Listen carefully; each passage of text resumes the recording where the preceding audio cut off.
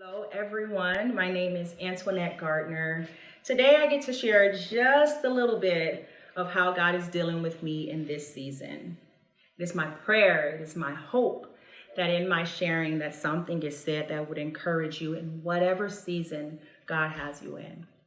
I want to start by inviting you to reflect on a time or on something that you were extremely excited or enthusiastic about.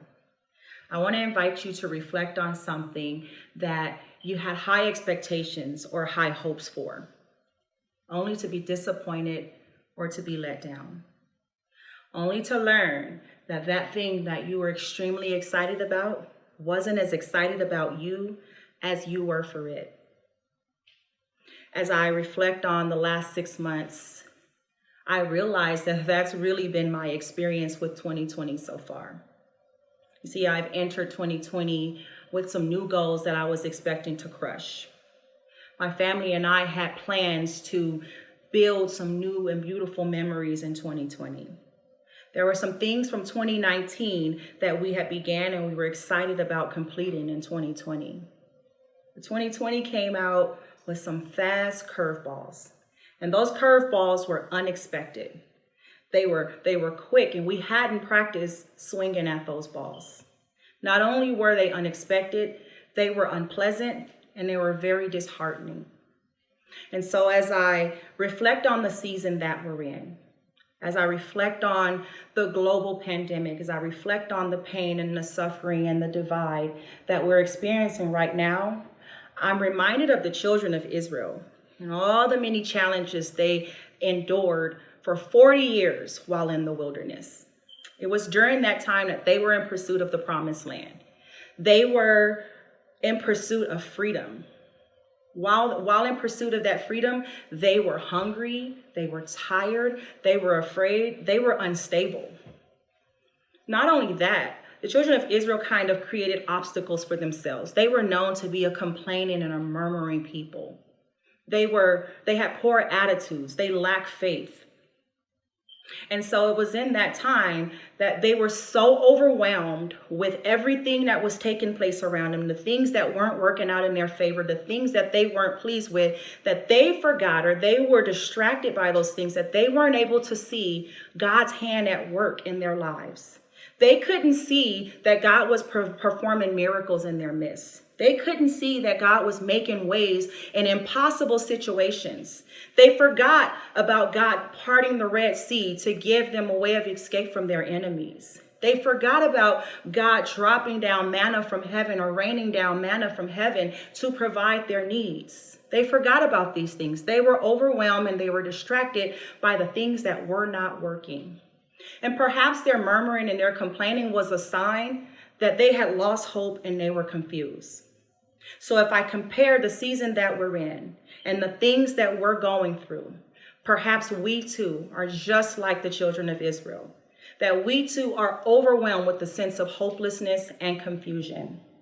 And here's where God is dealing with me, or should I say God is reminding me that it is no longer acceptable for us to rehearse the things that were unexpected, the things that were unpleasant, the things that were hard, the things that were hurtful, without giving credit to the fact that God is always with us. We have to give credit to the fact that it was God's miraculous hand that perfectly executed the children of Israel's exodus from Egypt.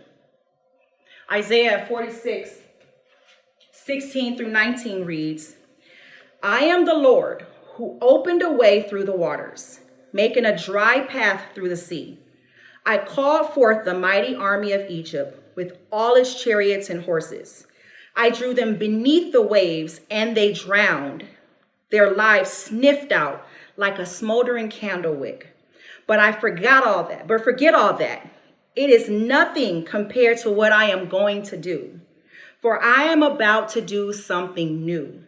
See, I've already begun. Can't you see it? I make a pathway through the wilderness. I will create rivers in the dry wasteland. And reading this scripture, this is where conviction set in. Verse 19 says, see, I've already begun. Can't you see it? And my honest confession to God has been, no, Lord, I didn't see it. And forgive me, because just like the children of Israel, I was distracted by everything that's taken place around me.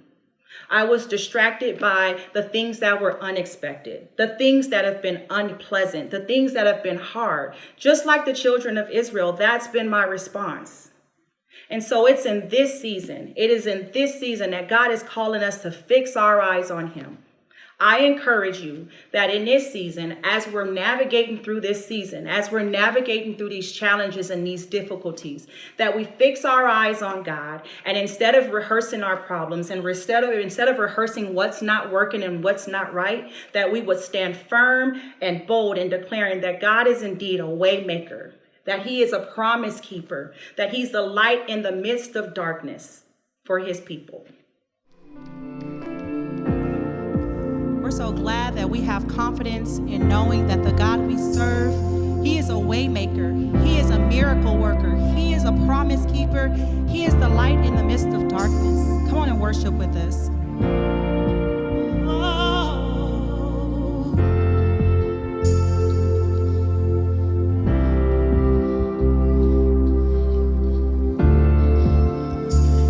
You are here, moving in our midst.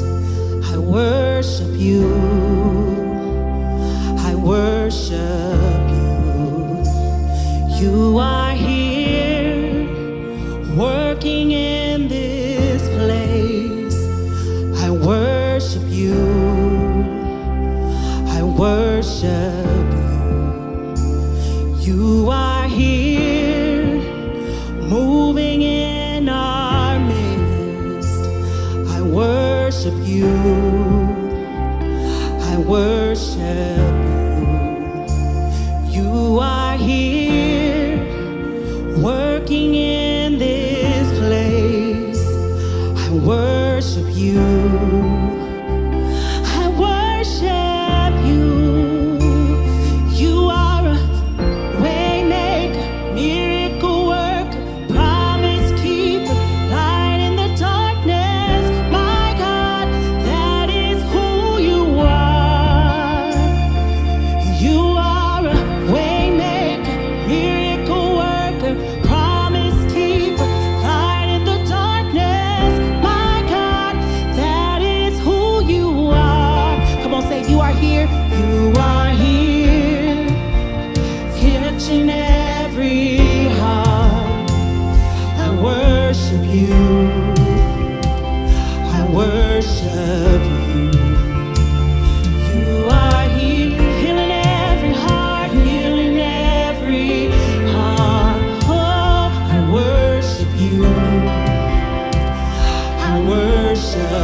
turning